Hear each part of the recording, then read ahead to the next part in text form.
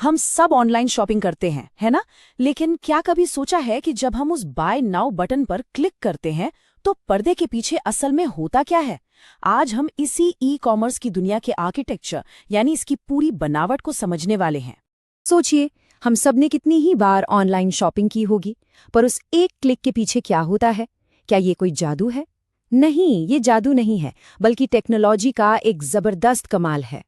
वो जो एक छोटा सा क्लिक है ना, वो असल में इंटरनेट पर होने वाली सबसे मुश्किल यात्राओं में से एक की शुरुआत करता है। ये एक सिग्नल भेजता है जो इतने सारे सिस्टम्स और लेयर्स से होकर गुजरता है कि आप सोच भी नहीं सकते, और ये सब पलक झपकने से भी कहीं ज्यादा तेज होता है। तो चलिए अब शुरू करते हैं। हम उस पूरी अदृश्य प्रक्रिया को देखने जा रहे हैं जो तब शुरू होती है जब कोई खरीदार उस बाय नाउ बटन को दबाता है।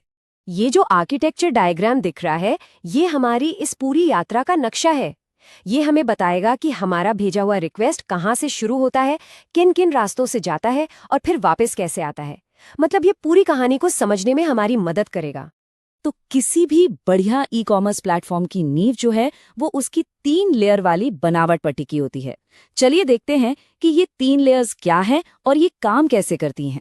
इसको समझने का सबसे आसान तरीका है एक असली दुकान के बारे में सोचना। सबसे पहली लेयर है प्रेजेंटेशन लेयर, मतलब दुकान का शोरूम जहां हम और आप जैसे ग्राहक घूमते हैं। दूसरी है एप्लीकेशन लेयर, जो कि दुकान के बैक ऑफिस की तरह है, जहां सारा हिसाब किताब और असली काम होता है। और तीसरी है डेटा लेयर, यानी कि गोदाम, जहां सारा सामान और उसकी जानकारी रखी जाती है। तो चलिए अब उस क्लिक की जासूसी करते हैं। जैसे ही वो क्लिक हमारे डिवाइस से निकलता है, वो इंटरनेट पर कहाँ जाता है, आइए देखते हैं। सब कुछ ब्राउज़र से शुरू होता है। जैसे ही कोई बटन क्लिक होता है, एक रिक्वेस्ट HTML, CSS और जावास्क्रिप्ट में लिखे कोड के जरिए सर्वर की तरफ निकल पड़ता है। ये वेब की वो भाषाएं हैं जो तय करती हैं कि पेज कैसा दिखेगा और कैसे काम करेगा। लेकिन ये डेटा ऐसे ही हवा में नहीं उड़ता। ये HTTPS नाम के एक बहुत ही सुरक्षित, समझ लीजिए एक बख्तरबंद ट्रक में यात्रा करता है। ये पक्का करता है कि ब्राउज़र और सर्वर के बीच की सारी बातचीत पूरी तरह से प्राइवेट और सेफ रहे। और सुनिए, इस बख्तरबंद ट्रक के साथ साथ सिस्टम के अपने सिक्योरिटी गार्ड्स भी हैं, फायरवॉल और SSL। ये गार्ड्स पक्का करते हैं कि क्रेडिट कार्ड नंबर जैसी ज़रूरी जानकारी पूरी तरह से लॉक हो और किसी गलत हाथ में न पड़े। कभी सोचा है कि बड़ी बड़ी सेल के दौरान वेबसाइटें ठप क्यों नहीं होती? इसका हीरो है लोड बैलेंसर। ये एक ट्रैफिक पुलिस की तरह काम करता है, जो आने वाले सारे ट्रैफिक को अलग अलग सर्वरों पर बराबर बांट देता है, ताकि किसी एक सर्वर पर बहुत ज़्यादा बोझ न पड़े। अच्छा, अब हम पहुंच गए हैं आर्किटेक्चर के दिल में, एप्लीकेशन लेयर। ये सिस्टम का दिमाग है, जहां सारा असली और मुश्किल काम होता है। ये बैक ऑफिस तो कमाल का है। ये चेक करता है कि आप कौन है, आपके ऑर्डर को प्रोसेस करता है, टैक्स और डिस्काउंट का हिसाब लगाता है, और साथ ही साथ ये भी देखता है कि प्रोडक्ट स्टॉक में है भी या नहीं। सोचिए, ये सब कुछ एक ही लेयर में हो रहा है।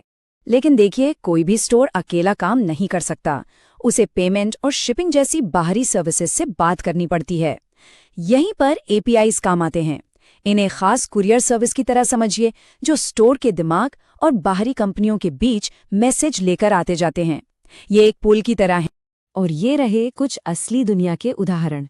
पेमेंट के लिए स्ट्राइप या पेपाल, शिपिंग के लिए फेडेक्स, या फिर कस्टमर्स को ईमेल भेजने वाली कंपनियां। ये सभी बाहरी सर्विसेज APIs के जरिए ही स्टोर से जुड़ी होती हैं। अब हम चलते हैं आर्किटेक्चर की आखिरी और शायद सबसे ज़रूरी लेयर की तरफ, जहां सारी जानकारी स्टोर की जाती है। ये डेटा लेयर स्टोर का डिजिटल गोदाम है। यहीं पर प्रोडक्ट्स की लिस्ट, कस्टमर्स की जानकारी, पुराने ऑर्डर्स का रिकॉर्ड, हर एक चीज़, हर एक रिकॉर्ड सुरक्षित रखा जाता है। ये सिस्टम की याददाश्त है। अब इस गोदाम में 2 तरह की अलमारियां होती हैं। एक है SQL डेटाबेस, जो एक सजी सजाई स्प्रेडशीट की तरह है, ऑर्डर और यूजर जैसी व्यवस्थित जानकारी के लिए बिल्कुल सही। और दूसरी है NoSQL डेटाबेस, जो एक फोल्डर की तरह है, जहां कस्टमर रिव्यूज जैसी बिना स्ट्रक्चर वाली जानकारी रखी जा सकती है। तो अब जब हमने एक क्लिक की पूरी यात्रा देख ली है, तो चलिए एक कदम पीछे हटते हैं और देखते हैं कि इस तरह के सिस्टम बनाने के और कौन-कौन से अलग-अलग ब्लूप्रिंट्स होते हैं।